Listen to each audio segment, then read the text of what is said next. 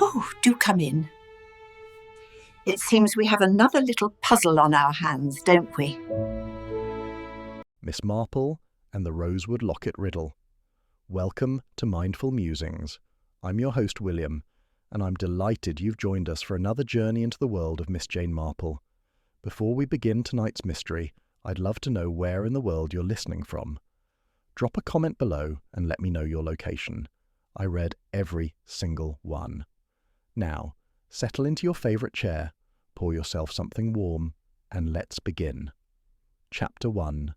The Bride Who Never Wore White. The morning of what should have been the happiest day in Catherine Ashford's life began with pale autumn sunshine that promised much but delivered little. Miss Jane Marple had arrived at Rosewood Manor the previous evening, at the invitation of Lady Ashford, an old friend from her school days. The manor house stood on the outskirts of St. Mary Mead, its honey-coloured stone gleaming in the morning light.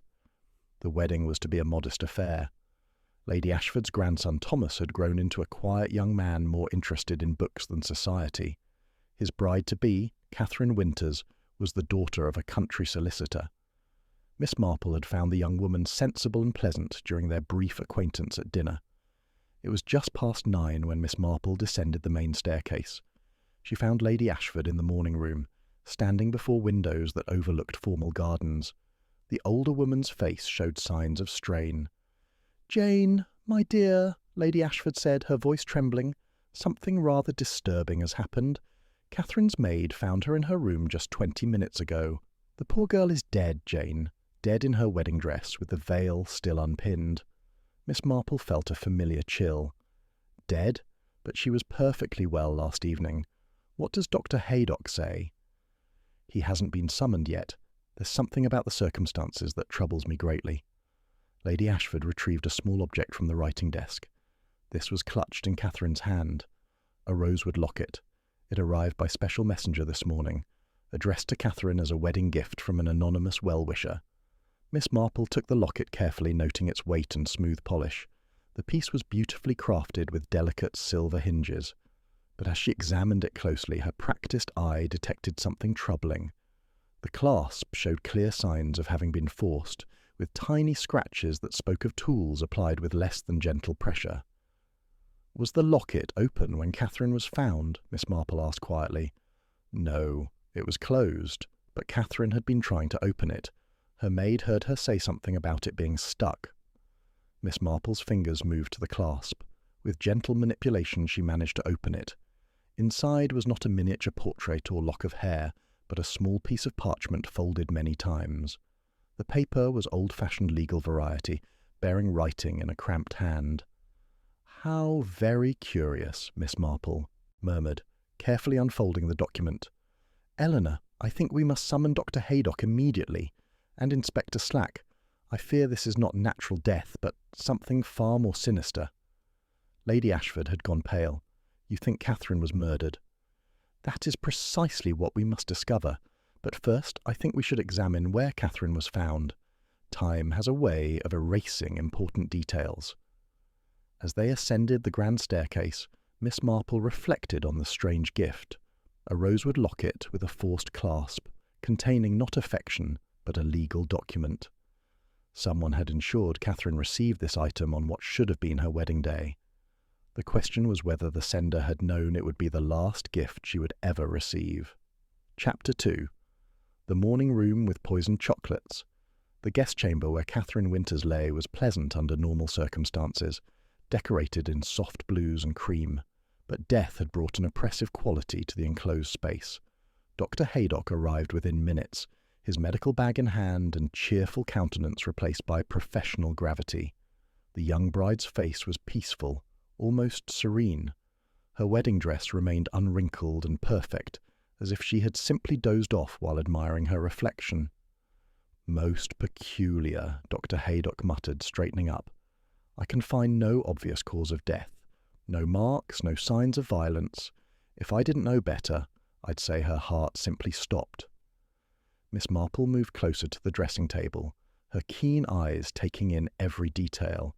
The rosewood locket lay where Lady Ashford had found it.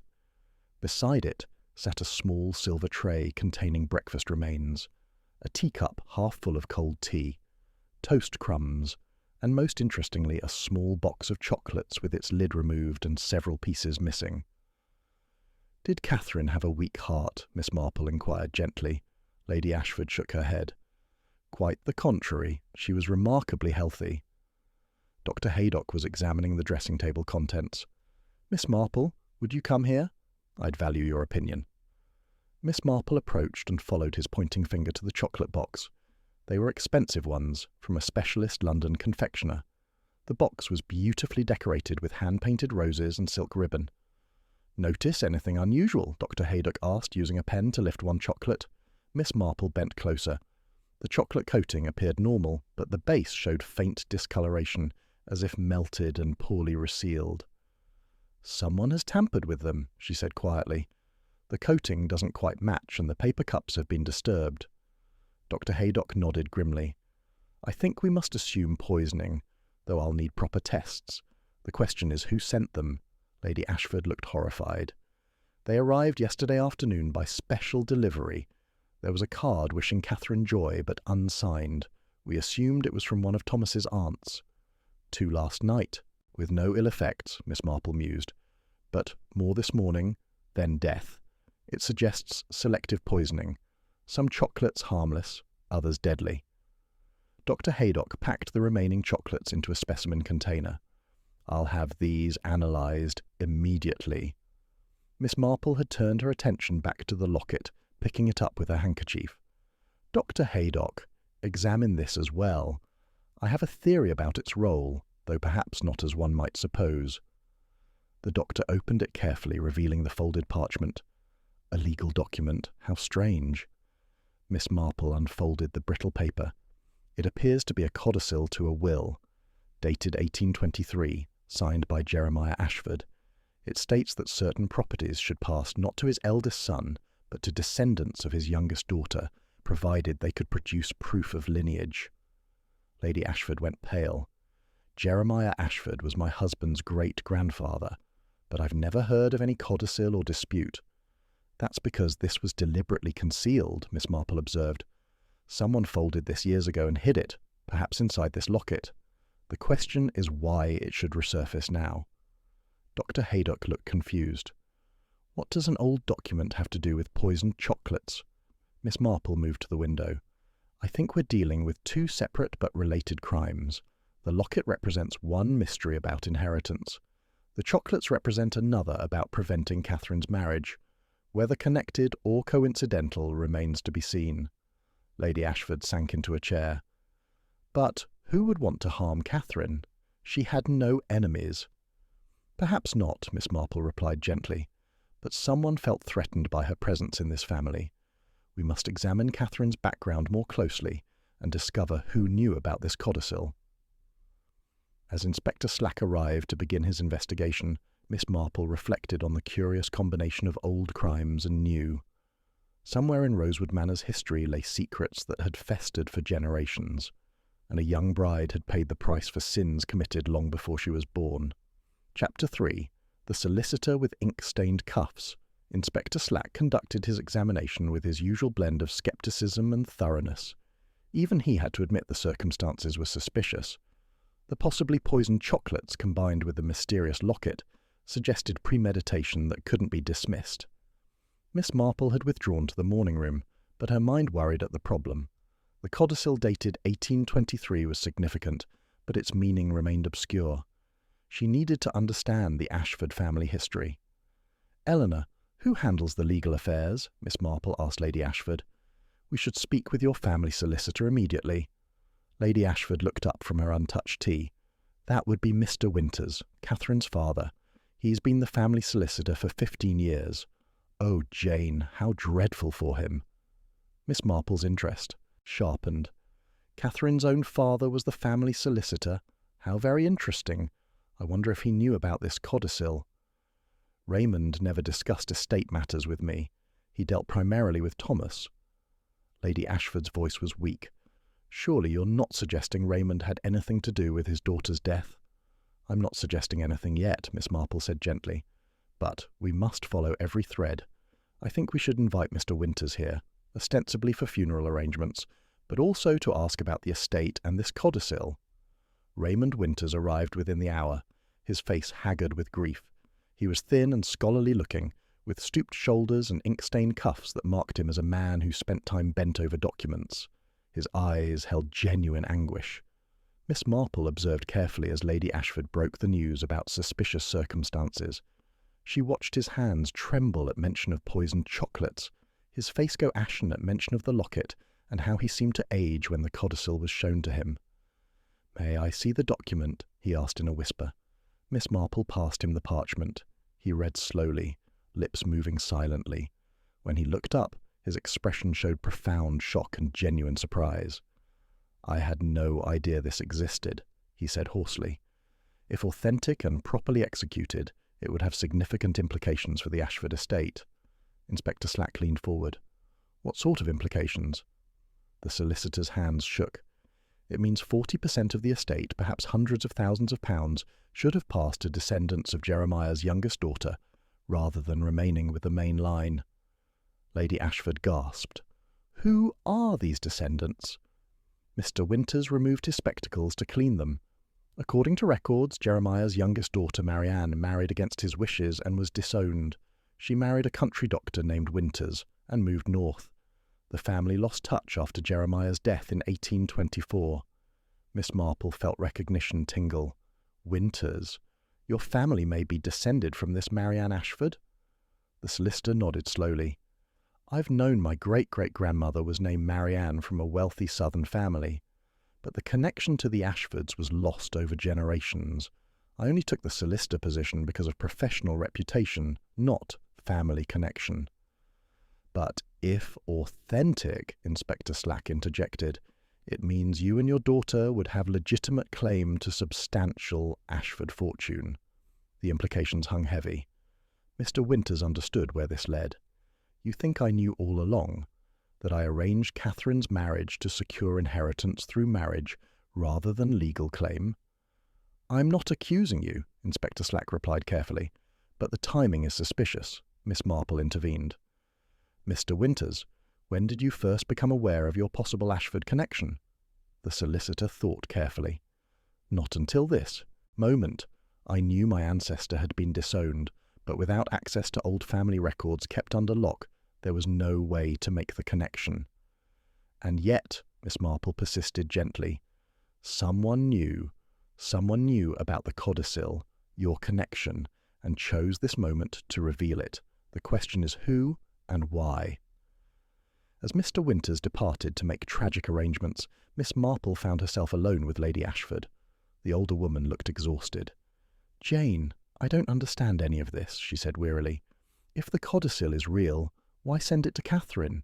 If fake, why create such elaborate forgery?" Miss Marple picked up her knitting, finding comfort in familiar rhythm. "I think we're dealing with someone who's been planning this very long, someone who understands law, has access to old documents, and stands to gain from Catherine's death.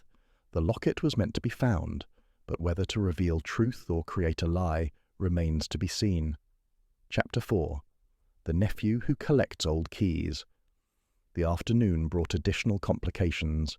Thomas Ashford, the bereaved bridegroom, had spent the morning in shock so profound that Dr. Haydock had administered sedatives. By 2 o'clock, however, he demanded answers. His appearance in the drawing-room was that of a man hovering on nervous collapse. Thomas was 28, tall and thin with refined features. His dark hair was dishevelled, eyes wild, movements jerky and uncertain. "They're saying Catherine was poisoned," he said without preamble, voice rising. "Inspector Slack told me about the chocolates. I don't understand who would do this. Everyone loved Catherine." Miss Marple set down her teacup. "Mr. Ashford, I know this is difficult, but may I ask some questions? Sometimes small details help us understand." Thomas collapsed into a chair, gripping the armrests. "Ask anything. I want to know who did this." "When did you first meet Catherine?" "About a year ago, at a Henderson dinner party. Catherine came with her father. I was immediately taken with her. She was genuine, intelligent, different from society girls. We were married in my heart from that first evening." His voice cracked. "And your family approved?" Thomas hesitated. My grandmother was delighted, but there were others less enthusiastic. What others? Inspector Slack had entered quietly. Thomas glanced at his grandmother. My cousin Edward. He lives in the dower house on the east property. He's always considered himself the true heir since his father was grandfather's elder brother. But grandfather left everything to my father's line, because Edward's father nearly bankrupted himself. Miss Marple's interest sharpened. How did Edward react to your engagement? He was furious. Said I was marrying beneath my station, that Catherine was nothing but a solicitor's daughter with no connections. He refused to attend the wedding and sent an unpleasant letter. Lady Ashford spoke up, voice tight. Edward has always been bitter. About the inheritance. He forgets his father's gambling nearly destroyed the family. My husband worked 30 years to restore the estate. Inspector Slack made rapid notes. Where is this Edward now? In the dower house, presumably, though he often goes to London for days without notice. He claims to collect antiques. Miss Marple had been thinking about the Rosewood Locket. Mr. Ashford, your cousin Edward, does he have interest in old documents or family history? Thomas looked surprised. Actually, yes. He's obsessed with family genealogy, has spent years researching the Ashford lineage. He has a room dedicated to old papers and estate documents. He collects old keys as well. Realization crossed his face. You think Edward sent the locket? I'm not certain yet, Miss Marple replied carefully. But we should examine this codicil more closely and speak with your cousin. Inspector, might I suggest visiting the dower house? The dower house was substantial, constructed of the same stone as the manor but smaller. It stood among ancient oaks, connected by a tree-lined avenue showing neglect. Windows were dark, grounds unkempt. Edward Ashford answered the door himself. He was early 40s with refined features hardened by bitterness. His expensive clothes were carelessly worn, an air of faded gentility about him. Thomas, he said with contempt, I heard about your bride. My condolences. The words lacked sincerity. Inspector Slack stepped forward. Mr. Edward Ashford? I'm Inspector Slack. I'd like to ask questions about Catherine Winter's death. Edward's expression shifted to wariness. I know nothing. I wasn't at the house. I've been here all day working on my collection. Your collection of old documents? Miss Marple inquired mildly. Edward's eyes narrowed. And who might you be? Lady Ashford spoke firmly. This is Miss Marple, a guest assisting us in understanding what happened. I see, Edward said coldly. Well, I suppose you'd better come in, though I have nothing useful to tell. The dower house interior was a revelation. Every surface covered with books, papers, antique objects. Walls lined with glass-fronted cabinets displaying hundreds of old keys, each labelled and catalogued. Additional cabinets held documents in acid-free folders. A large table held genealogical charts tracing the Ashford family through generations. Miss Marple's keen eyes took in every detail while Inspector Slack began questioning. Her attention was drawn to one cabinet containing wooden boxes of different types. One rosewood box bore striking resemblance to the locket found with Catherine. Mr. Ashford, she said quietly, that rosewood box. Might I examine it? Edward turned, a flicker of alarm crossing his face before returning to his sneer. It's just an old box. Nothing of interest. Nevertheless, I should like to see it. With obvious reluctance, Edward retrieved the box. It was slightly larger than the locket, but made of the same, rosewood with similar silver fittings. As Miss Marple examined it, she noticed the box had originally contained a lock and key mechanism, but both had been removed, leaving small holes where fittings had been attached. Where did you acquire this? The family archives. I found it years ago researching estate history. It contained old letters of no importance. And the lock and key? Edward shrugged. Lost, probably. The box was in poor condition. I had it restored. Miss Marple turned the box over. I think this box and the locket may have come from the same craftsman, possibly the same piece of wood. Would you know if there were other rosewood items in the collection? Edward's composure was cracking. I have no idea. There are hundreds of items. I can't remember every piece. Inspector Slack watched intently. Mr. Ashford, Catherine Winters was found with a rosewood locket containing a document, a codicil to your great-great-grandfather's will, dated 1823. Are you familiar with it? The change in Edward's expression was dramatic. The sneer fell away, replaced by genuine shock. A codicil? But that's impossible. I've been through every document. If such a thing existed, I would have found it. Unless, Miss Marple suggested gently, it had been hidden where no one thought to look. Inside a rosewood box, perhaps, later divided into smaller items, a locket for keeping secrets, and a box for holding memories. The pieces were beginning to fall into place in Miss Marple's mind, though the full picture remained frustratingly incomplete. Edward clearly had knowledge and access, but had he known about the codicil? And if so, what had he stood to gain from Catherine's death? Chapter 5. The chocolatier who left no card. Edward Ashford's interrogation continued for another hour.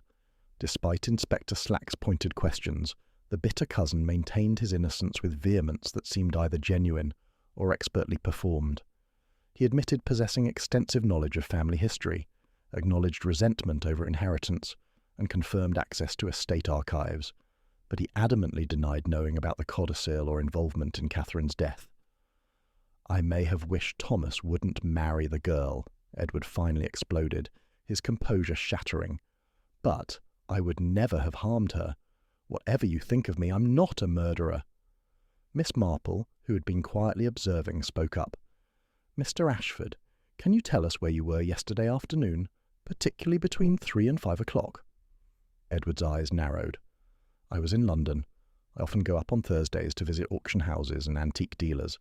I returned late last evening. Can anyone confirm your presence? Inspector Slack asked. Several people. I attended a sale at Christie's, then had dinner at my club. I can provide names. Miss Marple nodded thoughtfully. That would be helpful.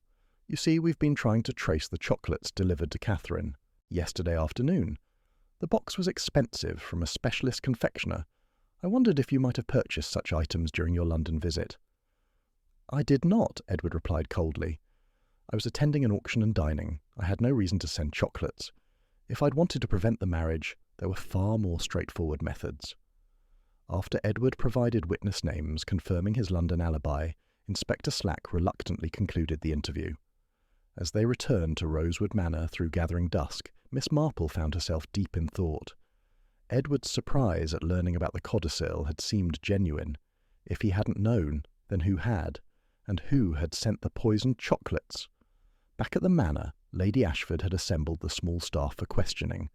The household consisted of 5 servants, Mrs. Pemberton the housekeeper, Sarah the parlour-maid, cook and her assistant, and John the groundskeeper. Each provided the same basic account. The chocolates had arrived by special messenger at approximately 4 o'clock. Sarah had accepted delivery and brought the package directly to Catherine. The box had been beautifully wrapped with a card tucked beneath the ribbon. Sarah remembered the card because she'd admired its elegance, a cream-coloured note card with gold edging and, with best wishes for your happiness, written in elegant copper plate. But there was no signature, Miss Marple asked gently. Sarah shook her head. No, miss. Just those words. Miss Catherine thought perhaps it was from one of Mr. Thomas's aunts. She was that pleased with them. And the messenger who delivered them? Can you describe him? Just an ordinary fellow, miss, wearing the uniform of one of the London delivery services. He didn't say much, just handed over the package and asked me to sign for it. Inspector Slack consulted his notes. What service? Did you notice the name on his uniform? Sarah frowned with concentration. I'm not certain, sir. It might have been Harrods or perhaps Fortnum and Mason, one of the fancy London stores. Miss Marple exchanged a glance with Inspector Slack. Inspector, I think we should send telegrams to the major London confectioners. We need to find out who ordered those chocolates. The inspector nodded. I'll have Sergeant Lake handle it first thing. Meanwhile, we should wait for Dr. Haydock's analysis. That should tell us what poison was used. Dr. Haydock arrived that evening with preliminary results. The chocolates contain aconite, he announced gravely, also known as wolfsbane. It's a particularly nasty poison. In sufficient doses, it causes cardiac arrest within minutes. How much would be required to kill someone of Catherine's size? Miss Marple inquired. Not very much. A few grains would be enough. The interesting thing is, the poison was administered selectively. I've analysed all remaining chocolates and only 3 contain aconite. The others are perfectly harmless. Lady Ashford looked puzzled. But why poison only some? Wouldn't it be more certain to poison all? Miss Marple had been considering this. I think the answer lies in timing and opportunity. The sender couldn't be certain which chocolates Catherine would eat or when. By poisoning only a few, they created a situation where Catherine might eat several harmless ones before consuming a poisoned one. This would make death seem more like delayed reaction or natural cause. Diabolically clever, Dr. Haydock observed. It also suggests considerable knowledge of poisons. Aconite is not easily obtained or prepared. You need access to the plant, knowledge of extraction, and skill to incorporate it into chocolate without affecting taste noticeably. Inspector Slack made rapid notes. So, we're looking for someone with botanical knowledge, someone with access to aconite plants. Actually, Miss Marple interjected quietly, I believe there's a more significant clue in the poison choice. Aconite has been used for centuries, but it has particular associations with betrayal and revenge in classical literature. Someone chose this poison deliberately, not just for efficacy, but for symbolic meaning. Thomas Ashford, who had been listening with growing distress, suddenly spoke. The gardens at the Dower House. Edward has an extensive collection of medicinal and poisonous plants. He's been cultivating them for years, claims he's interested in historical remedies and toxicology. This brought sudden focus to the investigation. Inspector Slack rose immediately. I think we need to pay another visit to Mr. Edward Ashford. This time we'll be searching the premises. But Miss Marple held up a gentle hand. Before we do, Inspector, I think there's another avenue to explore. The chocolates themselves may provide additional clues. Dr. Haydock, were you able to determine how the poison was introduced? The doctor nodded. The chocolates were injected with poison using a hypodermic needle. You can see tiny puncture marks if you know where to look. The holes were sealed with melted chocolate, but not quite skillfully enough to hide evidence completely. So our murderer needed access to aconite and a hypodermic syringe, Miss Marple mused. That suggests medical knowledge or access to medical equipment. Dr. Haydock, would such syringes be difficult to obtain? Not particularly. Any doctor or veterinary surgeon would have them. They can be purchased from medical supply companies by anyone with plausible reason. They're also used by diabetics for insulin, so they're not as restricted as one might think. Miss Marple turned to Lady Ashford. Eleanor, who is the family physician? Is it Dr. Haydock? We've used Dr. Barrett from the village for years. Dr. Haydock only attended today because he happened to be visiting nearby when tragedy occurred. I think, Miss Marple said slowly, we should have a conversation with Dr. Barrett. I'd be very interested to know whether he's had unusual requests for medical supplies recently, or whether anyone in the family has consulted him about aconite poisoning.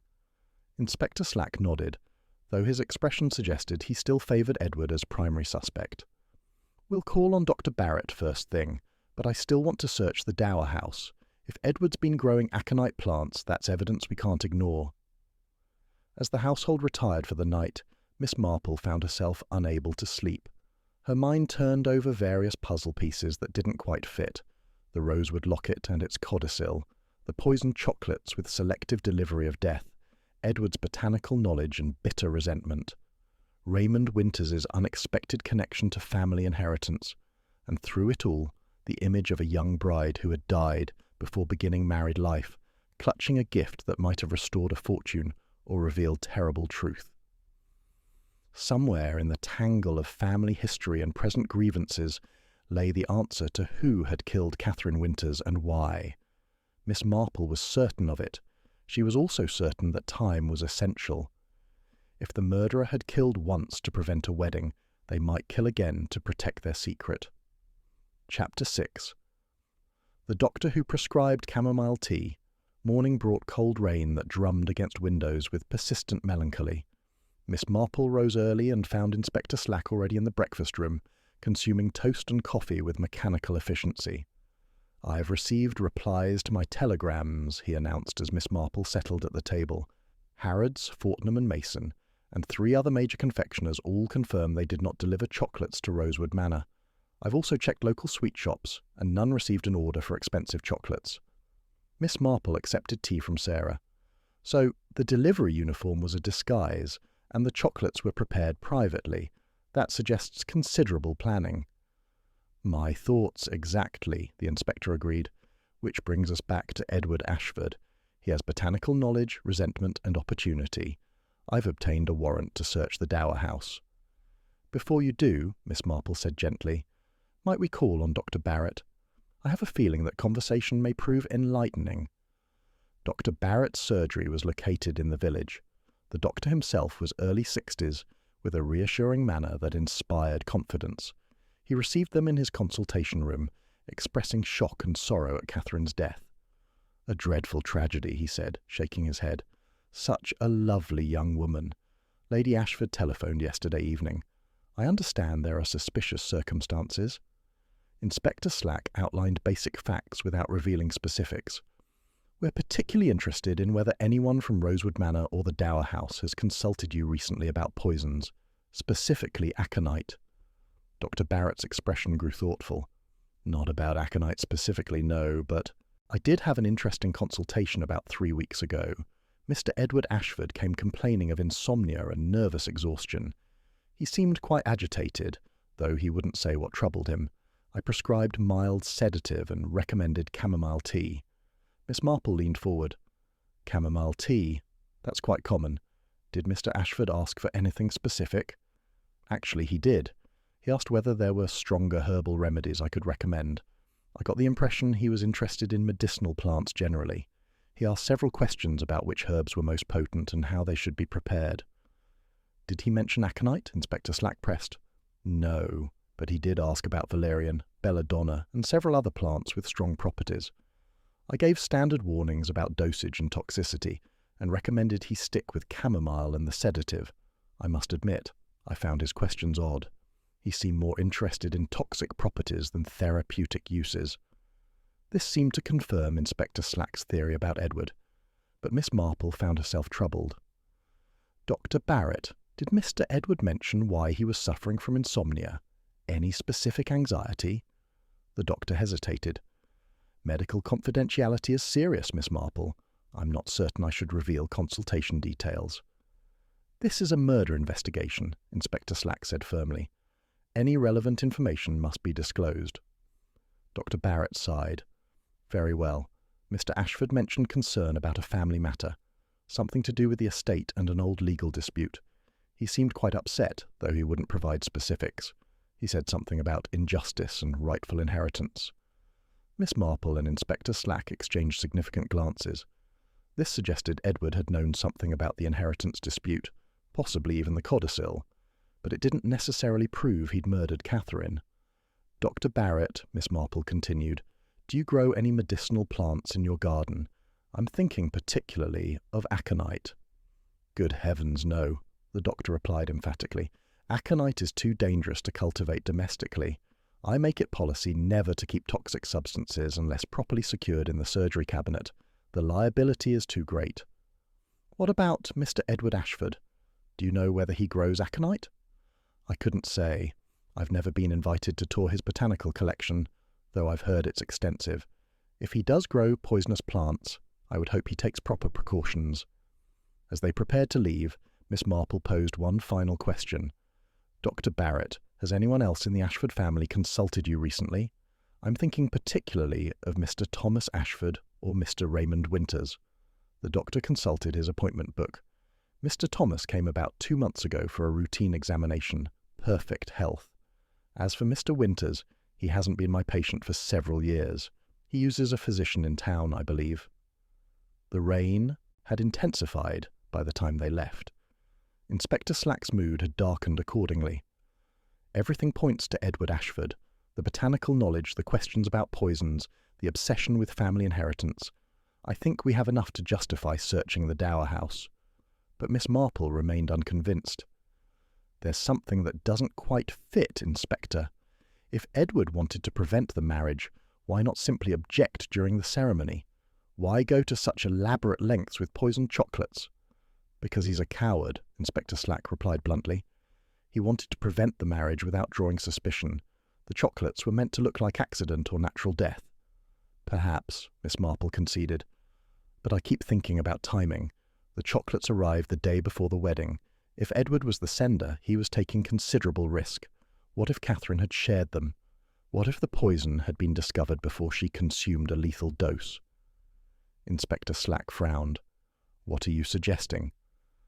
I'm suggesting we may be dealing with two separate crimes, or rather, two criminals with different objectives. One person sent the locket with the codicil, another sent the poisoned chocolates. The question is whether these acts were coordinated or merely coincidental. This theory gave the inspector pause.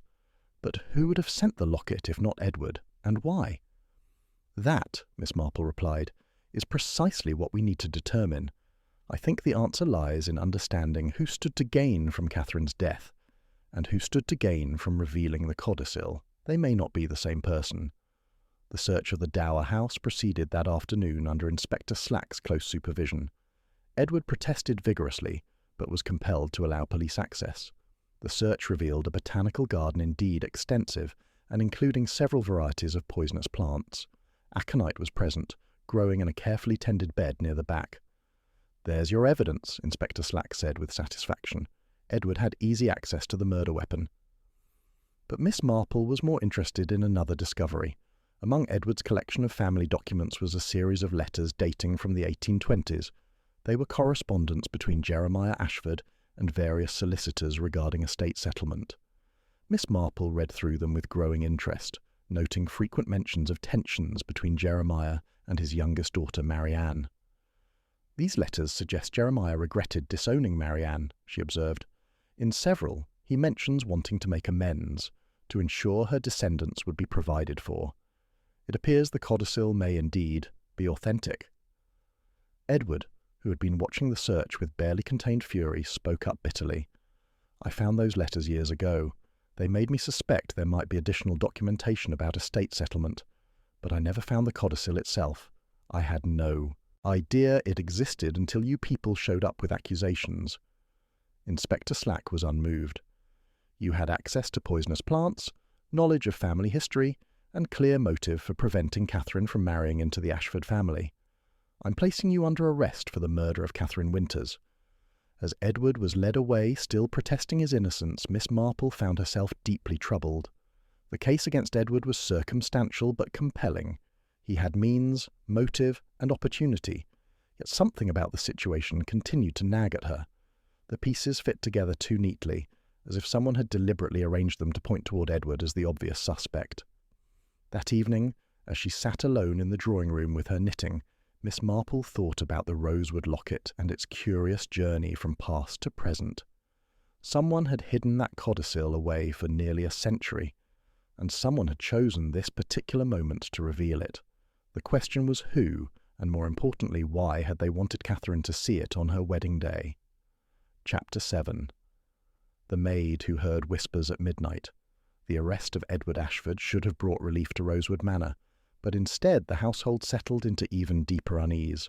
Miss Marple noticed it particularly in the servants, who went about duties with subdued manner, sensing the tragedy was not yet fully concluded. It was Sarah the parlour-maid who finally gave voice to these concerns when she encountered Miss Marple in the morning-room 2 days after Edward's arrest. "Begging your pardon, miss," Sarah said hesitantly, twisting her apron, "but there's something I think I should tell you. Something I heard the night before Miss Catherine died." Miss Marple set aside her knitting and gave the young woman full attention. "Please, sit down and tell me." Sarah perched on the chair edge, clearly uncomfortable. "It was very late, miss, past midnight, I should think. I'd been feeling poorly and got up to fetch bicarbonate from the kitchen. As I was passing through the corridor near Miss Catherine's room, I heard voices, whispering voices. Could you make out what was being said?" "Not all of it, miss. But I distinctly heard Miss Catherine say something about a letter. She sounded upset, almost frightened. And then there was another voice, a man's voice, but I couldn't tell whose. He was speaking very low." Miss Marple's interest sharpened considerably. "Are you certain it was a man's voice? Could it have been Mr. Thomas?" Sarah shook her head firmly. "Mr. Thomas was in the billiard room until well past 1 o'clock. I know because Mr. Drummond mentioned it next morning. He was concerned Mr. Thomas was wearing himself out with worry about wedding preparations." "Then who do you think was speaking with Catherine?" That's just it, miss. I don't know. The voice was muffled and I couldn't place it. But whoever it was, they were in Miss Catherine's room at a most improper hour. Miss Marple considered this new information carefully. If someone had been in Catherine's room the night before her death, it suggested the murderer might have had opportunity to tamper with the chocolates before delivery. Or perhaps the late-night visitor had come for an entirely different purpose. Sarah, you mentioned Catherine spoke of a letter. Did she say anything else about it? Who it was from, perhaps? The parlour-maid frowned with concentration. She said something like, "The letter changes everything." And then the man's voice said something I couldn't quite catch, but it sounded like he was trying to calm her down. Oh, and there was one other thing. Just before I hurried away, I heard Miss Catherine say a name. It sounded like Raymond, but I couldn't be certain. Raymond Winters, Catherine's father. The solicitor who had only recently discovered his connection to the Ashford inheritance. Miss Marple felt the puzzle pieces shifting into a new configuration. "Thank you, Sarah," she said gently. "You've been most helpful. I think you should share this with Inspector Slack immediately." After Sarah departed, Miss Marple sat in thought. If Raymond Winters had visited his daughter late at night on the eve of her wedding, what could have prompted such an improper meeting, and what letter had changed everything? She found Lady Ashford in the conservatory, listlessly deadheading roses. The older woman looked haggard. "Eleanor," Miss Marple began carefully, "I need to ask something delicate. Did Catherine receive any mail in the days before her death? Any letters that might have upset her?" Lady Ashford paused in her work. "Now that you mention it, yes. There was a letter that arrived 2 days before the wedding, hand-delivered with no return address. Catherine seemed quite distressed after reading it, though she wouldn't tell me what it contained. She said it was a private matter she needed to discuss with her father. Did you see her speak with Mr. Winters about it?" They had a long conversation in the library that afternoon. I happened to pass by and heard raised voices, which was most unlike Catherine. After the conversation, she seemed even more troubled. Miss Marple's mind worked rapidly. "Eleanor, I think we need to speak with Raymond Winters again. This time, I believe we should be rather more direct." Raymond Winters was reluctant to return to Rosewood Manor, pleading business and emotional strain. But a firm message from Inspector Slack brought him that afternoon. He arrived looking even more haggard, ink-stained fingers trembling as he accepted tea. "Mr. Winters," Inspector Slack began without preamble, "we have a witness who places you in your daughter's room late the night before her death. Can you explain what you were doing there at such an hour?" The solicitor's cup rattled against its saucer. I was concerned about Catherine. She had received a disturbing letter, and I felt we needed to discuss its implications. "What letter?" Miss Marple asked gently. "What did it contain that was so urgent?" Raymond Winters set down his cup and buried his face in his hands. When he looked up, his eyes were red with unshed tears. It was from someone claiming to be a descendant of Jeremiah Ashford's eldest son. The writer claimed to have proof that the current Ashford line had no legitimate claim to the estate, that there had been an irregularity in succession back in the 1820s. The letter threatened to make this public if Catherine went through with the marriage. The room fell silent. Lady Ashford looked stunned. Inspector Slack's expression had grown grim, and Miss Marple felt a final puzzle piece click into place. "Did the letter mention the codicil?" she asked. "No," Raymond admitted. "But it mentioned other documents, supposedly held in a London bank vault, documents that would prove the current Ashford family had no right to the estate. The writer demanded Catherine call off the wedding, or these documents would be made public, destroying not only the family's reputation, but also Thomas's claim to the inheritance." "And what did you advise your daughter to do?" Inspector Slack demanded. "I told her it was almost certainly a hoax, blackmail by someone who knew about our family connection to the Ashfords. But Catherine was deeply troubled. She loved Thomas, but she couldn't bear the thought of bringing scandal to his family. We argued about it. I told her she should tell Thomas everything, but she insisted on keeping it secret until after the wedding. She said she would deal with the blackmailer herself." Miss Marple leaned forward intently. "Did Catherine tell you what she planned to do?" "She said she was going to write to the blackmailer and demand proof of these alleged documents. She was certain they didn't exist, and she wanted to call the person's bluff. I tried to dissuade her, told her we should go to the police, but she was adamant. She said she wouldn't let some anonymous coward ruin the happiest day of her life. "Do you still have this threatening letter?" Inspector Slack asked. Raymond shook his head miserably. "Catherine destroyed it after our conversation. She said she didn't want any evidence of the threats to remain. She was afraid Thomas might find the letter and be hurt by its contents." Miss Marple rose and moved to the window. "Mr. Winters, I don't suppose the threatening letter was written on cream-coloured notepaper with gold edging?" The solicitor looked startled. "How did you know?" "Because," Miss Marple replied quietly, "I suspect the same person who sent the threatening letter also sent the poisoned chocolates. And the card that accompanied the chocolates was written on identical paper. Someone went to considerable trouble to create an atmosphere of mystery and threat around Catherine's wedding. The question is why?" Inspector Slack made rapid notes. "We need to find out who purchased that notepaper. It's distinctive enough that it might be traceable." But Miss Marple was thinking about something else. "Inspector, I believe we've been approaching this case from the wrong angle. We've been assuming Catherine was killed to prevent the marriage. But what if she was killed because of what she knew, or what she might discover? What if the Rosewood Locket was sent not to reveal truth about the inheritance, but to distract us from the real motive for murder?" Lady Ashford looked confused. "But surely the codicil is genuine." "Oh, the codicil may well be genuine," Miss Marple agreed, "but its appearance at this particular moment, delivered in such dramatic fashion, strikes me as deliberately theatrical. Someone wanted us to focus on the inheritance dispute, on Edward Ashford's resentment and botanical knowledge. Someone wanted us to arrest Edward for a murder he may not have committed." Inspector Slack's expression had grown troubled. "Are you suggesting Edward Ashford is innocent?"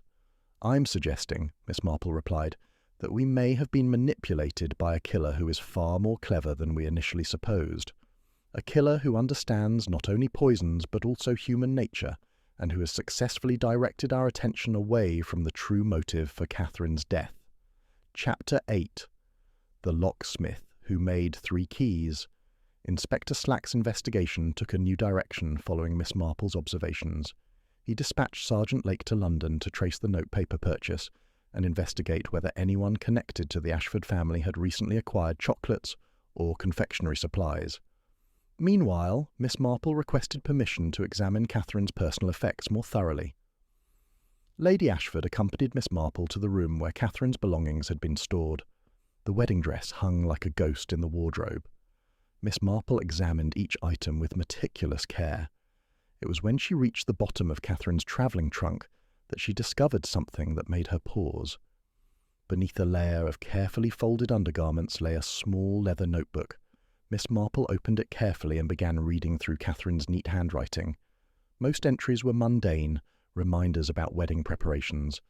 But near the end, in entries dated just days before the wedding, Catherine had recorded something far more intriguing. "Spoke with Mr. Blackthorne about the locket. He confirms it's genuine Victorian craftsmanship, circa 1820s. The rosewood matches samples from Ashford estate furniture. Lock mechanism is unusual, suggests specialised locksmith." Miss Marple turned the page. "Mr. Blackthorne recommends speaking with Jessup and Sons, locksmiths on Carey Street. They have records dating back to 1800s. May know who made the original locket." "Who is Mr. Blackthorne?" Miss Marple asked Lady Ashford. "He's an antiques dealer in town. Catherine consulted him about furniture pieces she and Thomas were planning to acquire, but I had no idea she'd shown him the locket." "She must have received it before the day she died," Miss Marple mused. "These entries are dated 3 days before the wedding, which means someone sent her the locket earlier than we supposed, and she had time to investigate its origins. This discovery cast the entire case in new light. If Catherine had known about the locket for several days, she might have discovered something about its contents or sender that led to her murder. Mr. Blackthorne's shop was crammed with furniture, porcelain, and curious objects. The proprietor himself was thin and scholarly, with spectacles that constantly slipped down his nose. "Ah, yes, Miss Winters," he said sadly when they explained their mission. "Such a tragedy. She was a delightful young woman." "We understand she consulted you about a rosewood locket," Inspector Slack said. "Indeed, brought it in about 4 days before her death. She was curious about its origins and whether I could date it accurately. I examined it thoroughly and concluded it was genuine Victorian work, probably commissioned in the 1820s. The craftsmanship was exceptional. "Did she tell you how she came to possess it?" Miss Marple asked. Mr. Blackthorne adjusted his spectacles. "She said it had been delivered anonymously, with a note suggesting it was a family heirloom that rightfully belonged to her. She wanted to verify its authenticity before deciding what to do with it." "And what did you advise her?" "I suggested she consult Jessop and Sons, the locksmiths. The locket's mechanism was quite sophisticated, with a hidden release that required considerable skill to operate. I thought the Jessops might have records of who commissioned such work, as their family has been crafting locks and keys in this area for over 2 centuries. Jessop and Sons proved to be located in a narrow street behind the main commercial district, in premises that looked unchanged since Georgian times. The current Mr. Jessop was in his 70s, with thick fingers and patient manner. "Miss Winters? Yes, I remember her," he said. "Lovely young lady. She brought in that locket, wanted to know if we had any records of making it." "And did you?" Miss Marple inquired hopefully. Mr. Jessop disappeared into the back and returned carrying a large leather-bound ledger covered in dust. "We keep records of all our commissions going back to 1798. Miss Winters was particularly interested in items from the 1820s involving rosewood and silver fittings." He opened the ledger to a page marked with paper. "Here it is. July 1823. Commission from Jeremiah Ashford, Esquire of Rosewood Manor. 3 items. 1 rosewood jewellery box with silver fittings and concealed compartment. 1 matching locket with hidden clasp and space for documents. And 1 small key designed to open both items." "3 items," Miss Marple repeated thoughtfully. "And yet we've only accounted for 2. The jewellery box that Edward has, and the locket found with Catherine. What happened to the 3rd piece?" Mr. Jessop consulted his ledger again. "According to notes, all 3 items were delivered to Jeremiah Ashford at Rosewood Manor in August 1823. There's no record of what became of them after that." Inspector Slack leaned forward. "Mr. Jessop, you mentioned a key designed to open both the box and the locket. Do you still have that key, or any record of copies being made?" The locksmith shook his head. "The original key would have been delivered with the commissioned items, but according to our records, Mr. Ashford commissioned 2 additional keys about 6 months later, in early 1824, just before his death. Both were sent to his London solicitor with instructions that they be kept in separate locations for safekeeping." Miss Marple felt recognition tingle. "Mr. Jessop, would you by any chance have records of who those London solicitors were?" The locksmith consulted his ledger once more. "The firm was called Pemberton and Associates, located in Lincoln's Inn Fields, though I couldn't say whether they're still in business after all these years." As they left the locksmith's shop, Inspector Slack was already formulating plans to trace the law firm and locate the keys, but Miss Marple was thinking about something else entirely. The 3 commissioned items suggested Jeremiah Ashford had carefully planned how to distribute information about his codicil, the box, the locket, and presumably a 3rd item that remained unaccounted for. Each piece of the puzzle had been deliberately separated, ensuring that only someone who possessed all 3 could understand the complete picture. "Inspector," she said slowly, "I think we need to reconsider our understanding of the inheritance dispute. Jeremiah Ashford wasn't simply hiding his codicil. He was creating a test, a way to ensure that only the rightful heir could claim what was due to them. The person who could assemble all 3 pieces would have legitimate claim to the disputed inheritance." "But Catherine only had the locket," Inspector Slack objected.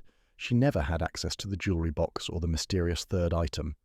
"Exactly," Miss Marple agreed, "which raises the question of who sent her the locket and why. If the sender wanted Catherine to claim the inheritance, they would have provided all 3 pieces. But if they only sent the locket, perhaps their intention was quite different." Back at Rosewood Manor, Miss Marple requested a private conversation with Thomas Ashford.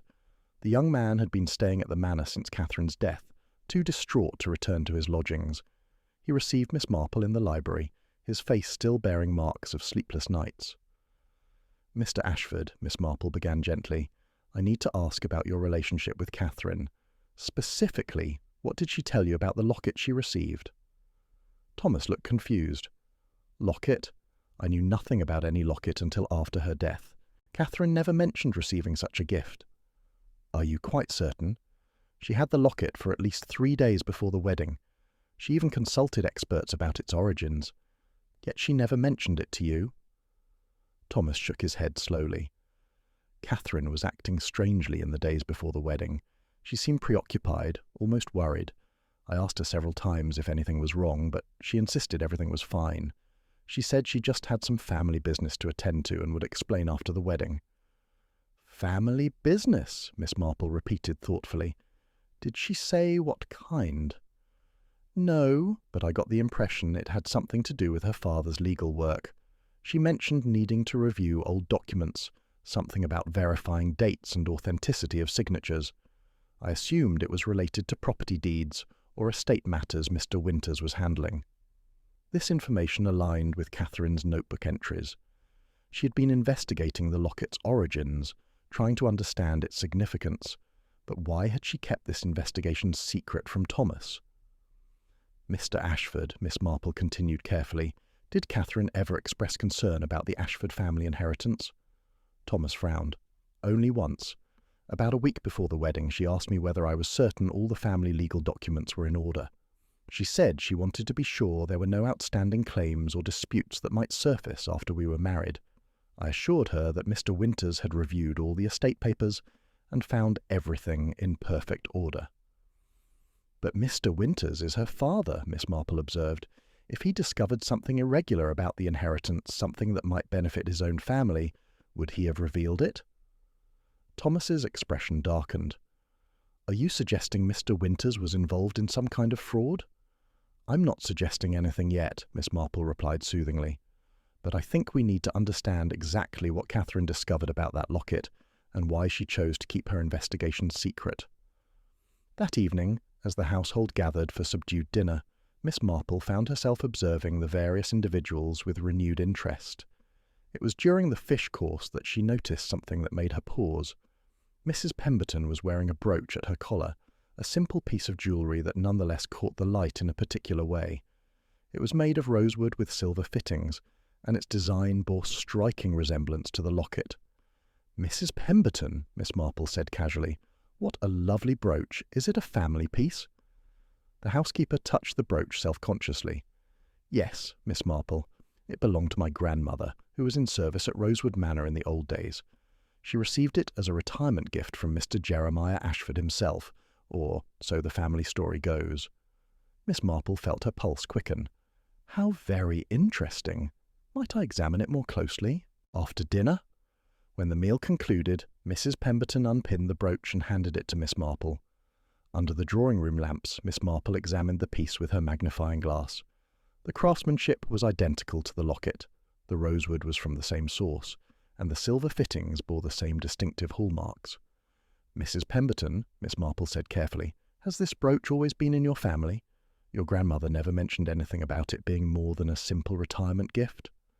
The housekeeper thought for a moment. Well, now that you mention it, my grandmother did say something odd when she passed it down to my mother. She said it was meant to be kept safe, that it might be important some day. My mother never understood what she meant, and neither did I. It's just a pretty piece of jewellery. Miss Marple turned the brooch over and discovered what she'd been hoping to find, a small catch concealed in the design. With careful manipulation, she released it, and the back opened to reveal a tiny compartment. Inside was a piece of parchment, even smaller than the one in the locket, but covered with the same cramped legal handwriting. Good heavens, Mrs. Pemberton breathed. I never knew it opened. My grandmother never mentioned a hidden compartment. Miss Marple unfolded the fragment carefully. It contained only a few lines.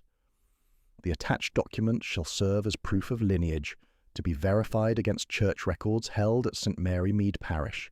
The bearer of all 3 keys shall present them jointly to establish claim. 3 keys, Miss Marple murmured. The jewellery box, the locket, and the brooch, each one containing a piece of the puzzle, each one necessary to prove legitimate claim to the inheritance. Mrs. Pemberton, I think your grandmother was entrusted with a very important responsibility indeed. Inspector Slack examined the brooch fragment with obvious excitement. This changes everything. We now have 2 of the 3 pieces. If we can find the complete text of the codicil and verify it against church records, we may be able to establish who has legitimate claim to the Ashford estate. But Miss Marple was thinking about something far more immediate. Inspector, if the murderer knew about these 3 pieces, they would have understood that killing Catherine before she could assemble all of them would prevent the truth from being revealed. The question is, who knew about the 3-part puzzle, and who stood to lose the most if the rightful inheritance was restored? As the household retired for the night, Miss Marple found herself unable to sleep. She sat by the window watching the moon cast silver shadows across gardens, considering implications of their discovery. Someone had sent Catherine the locket, knowing it would lead her to investigate. Someone had ensured she would not live long enough to discover the brooch or find the 3rd piece. And someone, Miss Marple was now certain, had carefully orchestrated events designed to make Edward Ashford appear guilty of a murder he did not commit. Chapter 9. The Solicitor Who Inherited Secrets. Morning brought Inspector Slack's return from London inquiries, and his news cast the investigation into entirely new light. The law firm of Pemberton and Associates had indeed survived into the present day.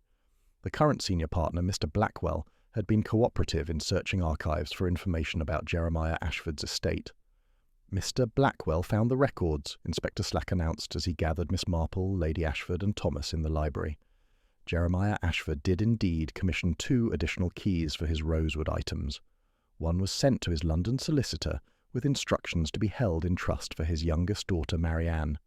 The other was sent to the vicar of St. Mary Mead with similar instructions. "The vicar?" Lady Ashford exclaimed. "But what would a clergyman have to do with estate matters?"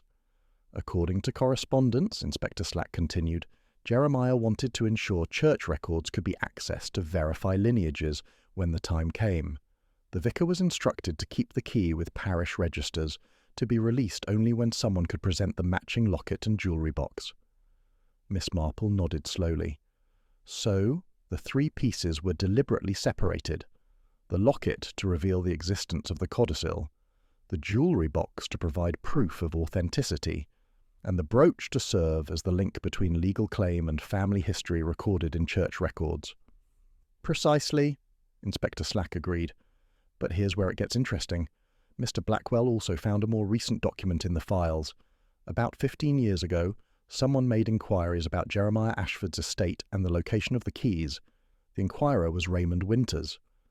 The room fell silent. Thomas looked stunned. Lady Ashford had gone pale, and Miss Marple felt the final pieces clicking into place. "Mr. Winters discovered his family connection to the Ashfords 15 years ago," she said quietly. "Long before he became the family solicitor. Long before his daughter met Thomas Ashford. That's not a coincidence. That's a plan." Inspector Slack nodded grimly. "My thoughts exactly. I've sent Sergeant Lake to bring Mr. Winters back for questioning." Raymond Winters arrived within the hour, his usually composed demeanour showing strain. He was ushered into the library, and Miss Marple noted how his eyes immediately went to the brooch now lying on the table alongside the Rosewood Locket. "Mr. Winters," Inspector Slack began formally, "we have evidence that you made inquiries about Jeremiah Ashford's estate 15 years ago. Inquiries that established your family's connection to the Ashford inheritance. Would you care to explain why you concealed this information when you became the family solicitor?" The colour drained from Raymond Winters' face. He sank into a chair, hands trembling. "I never meant for any of this to happen. You must believe me. I never wanted Catherine to die." "Then perhaps," Miss Marple suggested gently, "you should tell us the truth about what you did intend." Raymond took a shaking breath. "When I first discovered my family connection to the Ashfords, I was simply curious. I traced my genealogy and learned my great-great-grandmother was Marianne Ashford, Jeremiah's youngest daughter. Family stories said she had been disowned, cut off without a penny for marrying beneath her station. I wanted to know if that was true." "So you researched the estate settlement?" Inspector Slack prompted. "Yes. I found references to a codicil, but the document itself was missing from all official records. The London solicitors mentioned keys, but couldn't tell me where they were or what they opened. I eventually abandoned my search, deciding it was ancient history with no relevance to my life." But you kept the information, Miss Marple observed. And when the position of family solicitor became available after old Mr. Pemberton's retirement, you applied for it. Raymond nodded miserably. I thought having access to the estate archives might help me locate the missing codicil, but I never found it. I went through every document in the collection, but there was no trace of the rosewood items or the keys. Because Edward had already found the jewellery box and removed it to his own collection, Miss Marple said. He'd been searching for evidence of inheritance disputes just as you were, but neither of you knew about the locket or the brooch.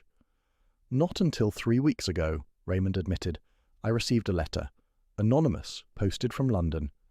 It told me the rosewood locket had been found, that it contained part of the codicil, and that if I wanted to secure my family's rightful inheritance, I should arrange for my daughter to marry Thomas Ashford before the truth came out. Lady Ashford gasped. You arranged the marriage? But Catherine and Thomas fell in love naturally. Did they? Miss Marple asked quietly. Or was that meeting less accidental than it appeared? Mr. Winters, did you arrange for Catherine to be invited to that Henderson dinner, knowing Thomas would be present? Raymond buried his face in his hands. Yes. I'm ashamed to admit it. I knew Thomas's habits, knew he attended the Hendersons' dinners regularly. I suggested to Henderson that he might benefit from meeting Catherine, that she was intelligent and well-read. I never forced anything. I simply created an opportunity. And when they did fall in love, Miss Marple continued, you must have felt you had achieved the perfect solution. Your daughter would marry into the family that should have been hers by right, and the disputed inheritance would remain within the family. Yes, Raymond whispered. It seemed like justice. Not theft or deception, but restoration of what should always have been. I convinced myself I was doing the right thing. But then someone sent Catherine the locket, Inspector Slack interjected. Someone who knew about the codicil and wanted to expose the truth. Who was it, Mr. Winters? Who sent you that anonymous letter 3 weeks ago? I don't know, Raymond insisted. The letter was typed with no signature or return address, but whoever sent it knew everything about my family connection, about the codicil, about the 3 pieces of the puzzle. They knew, and they wanted Catherine to marry Thomas before the legal claim could be properly established. Miss Marple had been watching Raymond carefully, noting his genuine distress. Mr. Winters, when you discovered Catherine had received the locket, what did you tell her? I told her the truth, Raymond said brokenly. I explained about our family connection, about the codicil, about my failed searches for evidence. I thought she deserved to know before she married Thomas. But Catherine was furious with me. She said I had manipulated her entire life, used her as a pawn in my scheme to reclaim the inheritance. She said she needed time to think, to decide whether she still wanted to go through with the wedding. But she did decide to proceed, Lady Ashford pointed out. The wedding was scheduled as planned. Because she loved Thomas, Raymond replied. She told me she would marry him regardless of the inheritance dispute. She said that after the wedding she would help establish the legal claim properly, through the courts if necessary. She wanted everything done legally and transparently. She said she wouldn't build her marriage on deception and hidden truths. Miss Marple felt sympathy for the murdered bride, who had tried to do the right thing in an impossible situation. But someone didn't want the truth to come out.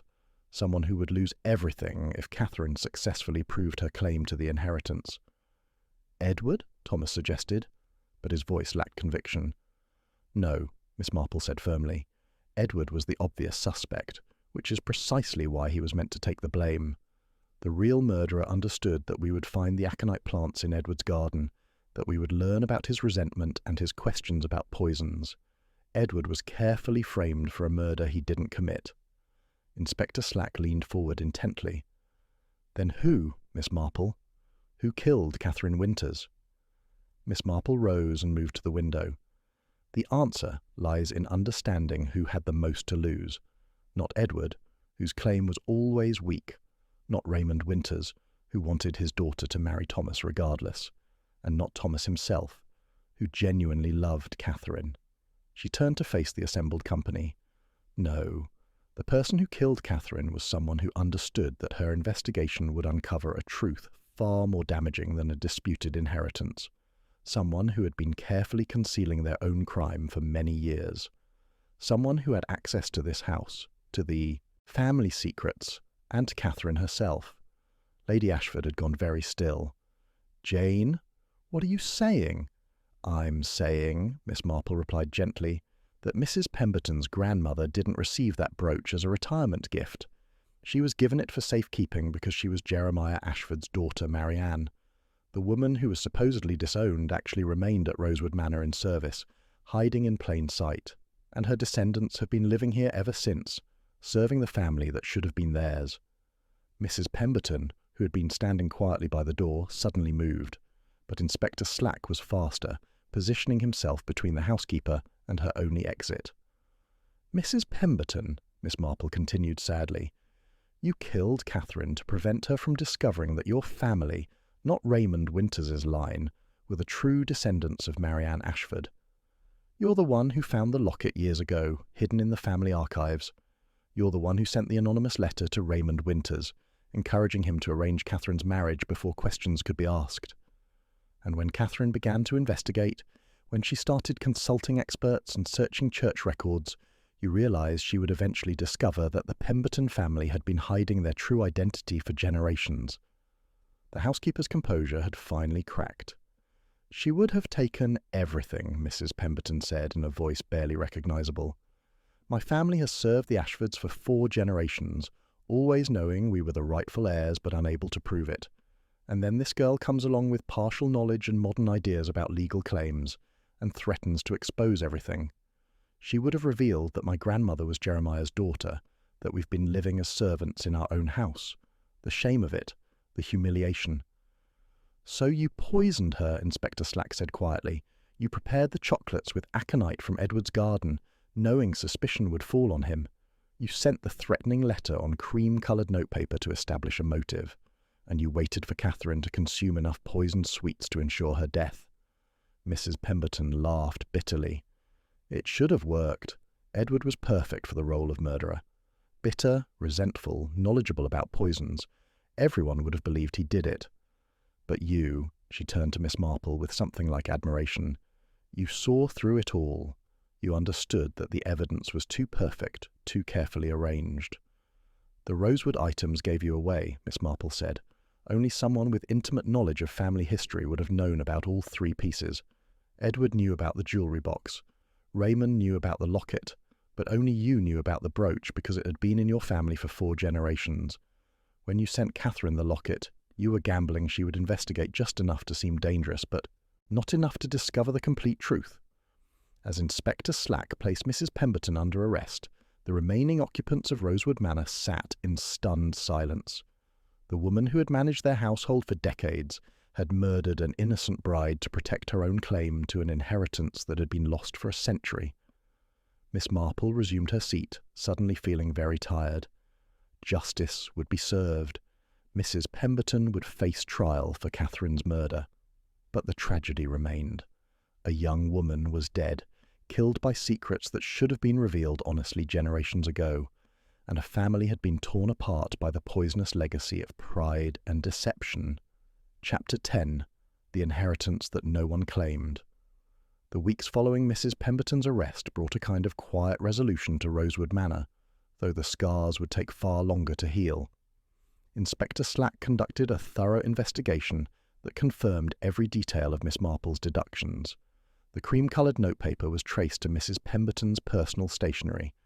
The hypodermic syringe used to inject aconite into the chocolates was found hidden in her quarters, and most damning, a detailed diary discovered in her room revealed years of careful planning and bitter resentment. Miss Marple remained at Rosewood Manor for several more days at Lady Ashford's request. The housekeeper's family history was indeed as Miss Marple had suspected.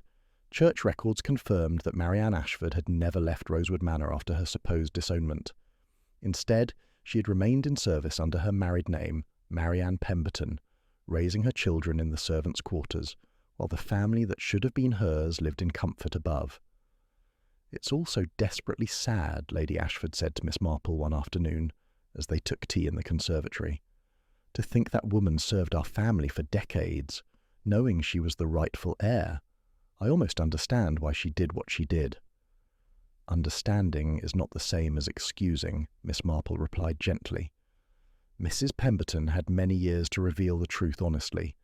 She could have presented her evidence at any time. Instead, she chose to murder an innocent young woman. Thomas Ashford had aged considerably since Catherine's death. He spent most of his time in the library with Raymond Winters's help, sorting through old family papers, trying to understand the full scope of the inheritance dispute. "We've consulted with legal experts," Thomas told Miss Marple during one of her final days at the manor. "The codicil is authentic. Jeremiah did intend for Marianne's descendants to receive a portion of the estate, but legally establishing that claim now would take years of litigation."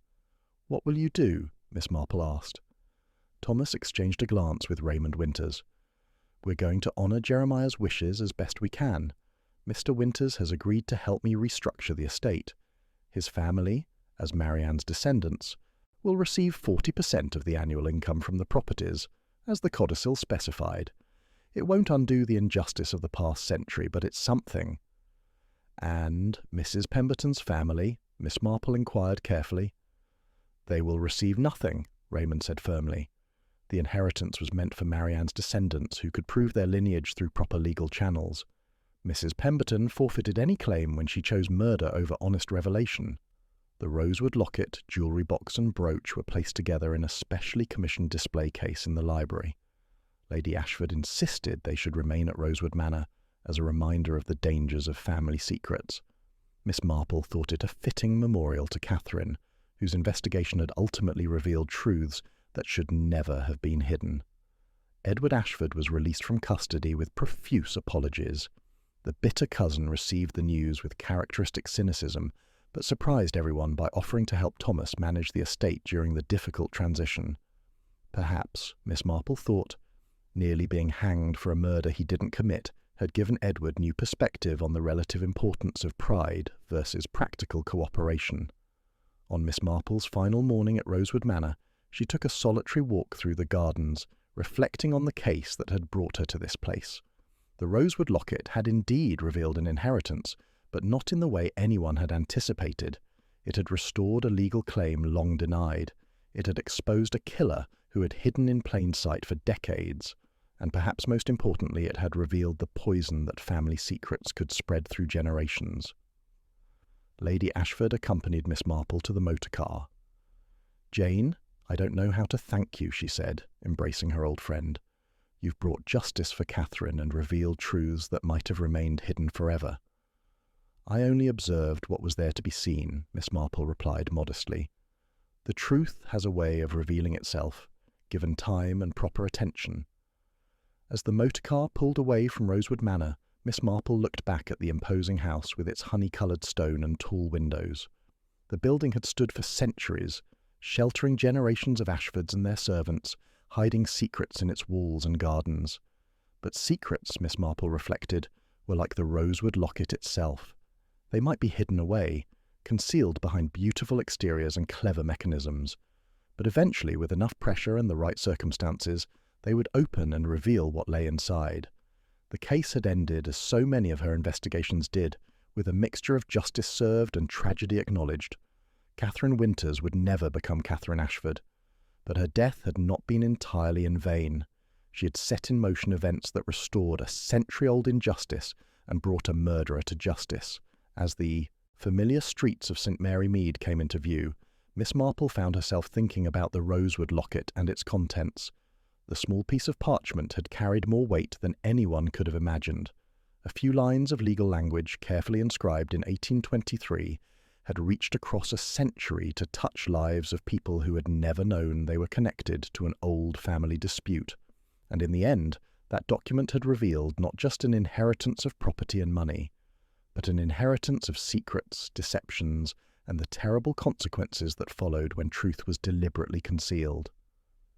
Miss Marple returned to her cottage, to her knitting and her garden, to the quiet rhythms of village life. But she carried with her the memory of a young bride who had died before wearing white, clutching a rosewood locket that held mysteries deeper than anyone had suspected. And she remembered, as she always did, after such cases, that human nature remained remarkably constant across time and circumstance.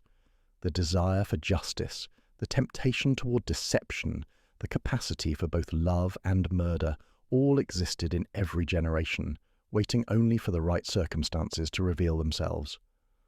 The Rosewood Locket now rested in its display case at Rosewood Manor, its secrets finally exposed to the light.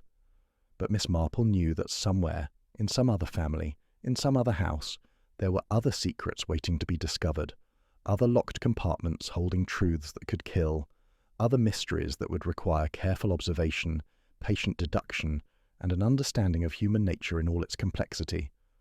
For now, though, she was content to return to her knitting, to the familiar comfort of her cottage, and to the peaceful routine of St. Mary Mead. Justice had been served, the truth had been revealed, and that, Miss Marple reflected as she settled into her favourite chair, was quite enough excitement for one autumn season.